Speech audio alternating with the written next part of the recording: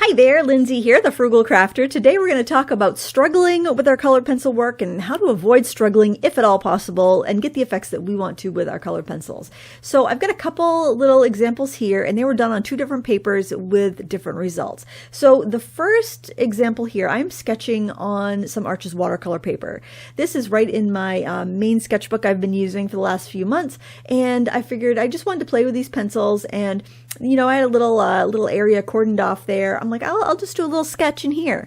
And it wasn't too far into the sketch when I realized I'd made a terrible mistake. Well, maybe not a terrible mistake, but this definitely was not the best paper for the job. But I was recording it already, and I figured, this will be a really good teachable moment of why we might not want to work on a paper like this, or why we might. It just depends on how large we're working and the effect that we're going for. So the first problem with colored pencils on this really rough watercolor paper is the size that I'm working. I'm working very small. This is probably about, I would say 2.5 inches by 3.5 inches or so. And the roughness of that paper, every single little bump is really going to be magnified when you're working that small. Also, it's going to take, it's going to wear down my pencils. These are a very soft pencil, and it's just going to be more work than it needs to be. If I was doing this on a smoother paper, I would have had it done in probably a third less time, and it would have looked probably 2/3 better. Starting off by, after sketching in that basic shape, putting in a background. The background, I'm just doing layers of blue and white and kind of an earthy green so that I can make that kind of misty spring haze in the background. And I'm burnishing over with a little bit of this kind of creamy yellow, and I am putting in some of the just kind of fuzzy trees in the background. Now, to make this a little bit softer, I can add a little solvent to that. I'm also adding a little bit of darkness around the edges to make a bit of a frame, because I like that effect, especially in a sketchbook where I like to do a bunch of little drawings on one page sometimes, just to kind of, make it not so precious. But to smooth out the background, I'm using some clear alcohol-based marker. I have so many of these from different sets that I just threw one in my colored pencil stash, and I use that when I need to smooth something out, and it works really well. I like to use the chisel end of a marker for this because it doesn't tend to take up the wax very much and clog the nib, and it can take a lot of abuse. And on this rough paper here, it's definitely going to be, it's going to give a little wear and tear to the marker. So once I've got the background established and I've got the basic drawing in, I'm going to start adding the colors here to the bird. And I'm adding them pretty thickly because this is a very soft, waxy pencil, which is really good for blending. Your softer, waxier pencils are going to do better at blending and burnishing than they are doing at layering. So that's something to think of too. If you like to do a ton of layers on your artwork, you're probably going to want to choose a harder pencil that is more prone to layering. And I would choose something that's got, a harder pencil, but still very pigmented. Because if you've got a hard pencil that doesn't have a lot of pigment in it, you may be able to layer it up, but you're definitely going to start to get that gumminess that you'll see with pencils that just have too much binder and not enough pigment. These pencils are a budget pencil. They do perform pretty well. They're the Artisto colored pencils, and they've been running some pretty good specials on them. I think regular, they're around $30 for 72, but they've had like a 40% off coupon and other deals, I think, because maybe that size set is new and they're running some specials. But it's definitely a very affordable pencil. It acts a lot like a Prismacolor, and if you like that sort of pencil, you're really going to find these to be easy to work with. Now, the big issue with the roughness of this paper is not being able to fill the grain very easily and seeing that kind of white speckle everywhere. So if that white speckle bothers you, you definitely want a smoother paper to work on. And like I said, I like using the sketchbook, so I thought I would just do a little sketch in here, but it definitely was not the best paper for the job. One thing I will say though, that these waxy soft pencils that tend to be a little more opaque, they are wonderful for adding accents on top of your watercolor paintings on these rough papers, because it's so easy to go in and throw in a highlight or throw in a detail. The thing is, you just want to keep in mind that if you do want to do details on this paper with these pencils, you're going to have to sharpen them a lot, and they're going to wear down pretty quickly. So There's always kind of give and take when you are creating, regardless of what medium you're using. Something that's good for one thing will probably not be so good for something else. So just kind of keep that in mind. And another tip I want to share is that if you do need to, like you filled up your tooth, you can't get pencil to lay down, or maybe you need to drastically change color because you've made a mistake, an electric pencil sharpener works so well, especially on a robust paper like Arches. It's got a lot of toughness to it, and it's not going to get damaged by an electric eraser. So that's a really handy drawing tool for anybody that likes to work in colored pencil, or graphite actually for that matter.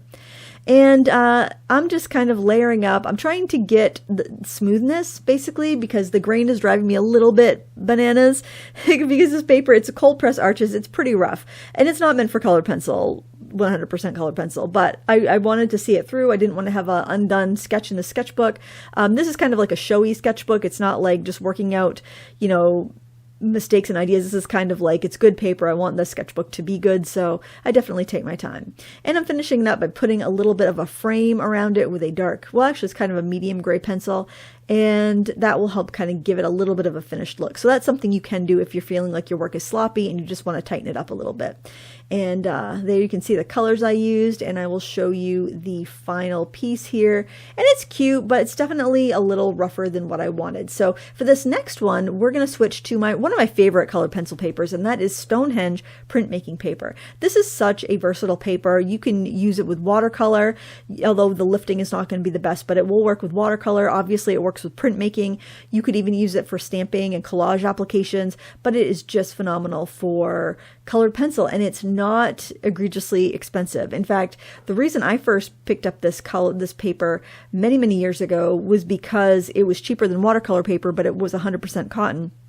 And I thought I could save some money. Now, it does not have the sizing that a watercolor paper will have. It won't do the techniques I wanted to for watercolor, but when I discovered how well it worked with colored pencil, I didn't care because I'm like, wow, I got this great colored pencil paper. It is a smoother paper. It's not glossy. It's not as slick as and smooth as a cardstock. It has a little tooth in it, and you do need that tooth. You need that grit for the pencils to stick to, but you don't want to have those, in general, you can work on whatever you want. We all have our favorites. But in general, you don't want those really high hills and valleys that are going to be hard for you to get your pencil tip into. You do want to, keep your pencil somewhat sharp as you're working, but it's not going to wear your pencil down like your watercolor paper will. When you're drawing something shiny, something you want to keep in mind is the reflections. So if you see the white reflections on the cherry, I put white down before I started adding the red to kind of act as a resist. And even in the bounced reflection on the bottom half of the cherry, I put white down there before I added the red on top because I wanted to make sure that was going to be a little bit lighter. So we'd have that really light kind of bounced reflection on there. I lost my phone photo for a minute there and had to go retrieve it. This took me about 15 minutes or so to do. I don't know if I mentioned that or not, but it was much faster because I had the right paper. So if you're struggling to fill the tooth of your paper, maybe look and see how rough it is. You might just need something a little bit smoother. Or on the other side, if you're finding that you have your tooth of your paper completely full before you're halfway through your drawing and you can't get the amount of layers you want, maybe look at a paper that's got a little more tooth to it. And there's so much variety nowadays, especially if you want to branch out into papers that are meant for pastel. There's pastel matte and sanded paper that it's not super rough, but it's got enough of this microscopic tooth and texture that will take much more pencil than a regular drawing paper or printmaking paper like the Stonehenge here. So, just finding that paper that's good for you is half the battle, I think. Pay attention to the undertones that you see. Like there are some orangey undertones in this cherry, so I'm using some orangey and some red-orange pencils to capture those and to give it that brightness.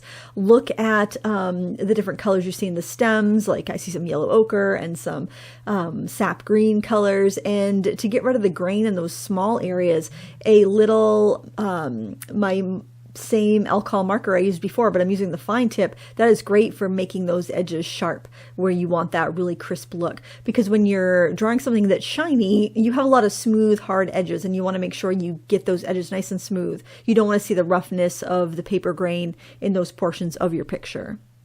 Now I'm working on the cast shadow underneath the cherry, and I kind of started with a like kind of a medium to light gray with a really light pressure to see how that was going to show up on the white paper. Because the paper is so bright, I didn't want to get in there too dark and then not be able to fix it. So I took that same color, I just added some more layers and went darker where the cherry touched the table, because whenever you have an object touching another object, that's where your occlusional shadow is, and that is where it's going to be the darkest. And I'm going in with a black pencil and just adding those crisp dark shadows in there, and that really brings that shininess up a level. When you have that contrast of the bright white and the stark black, that's where you get that real reflection happening, and it really added a nice effect. And now I'm using a little bit of light blue just to give it the natural daylight color into the highlight, and just sharpening up my highlights a little bit more. And I love how this came out. It was much quicker, and the experience, more importantly, was much more fun than using that rougher paper. But what kind of paper do you like best? Do you like to do colored pencils? Let us know your recommendations in the comments below, because caring is sharing, right? We share with each other because we care about each other, and we want to make sure everyone has the most fun they can when they are creating art, and also has the most successful artworks. Thank you so much for watching. Please give me a thumbs up before you go. Until next time, happy crafting.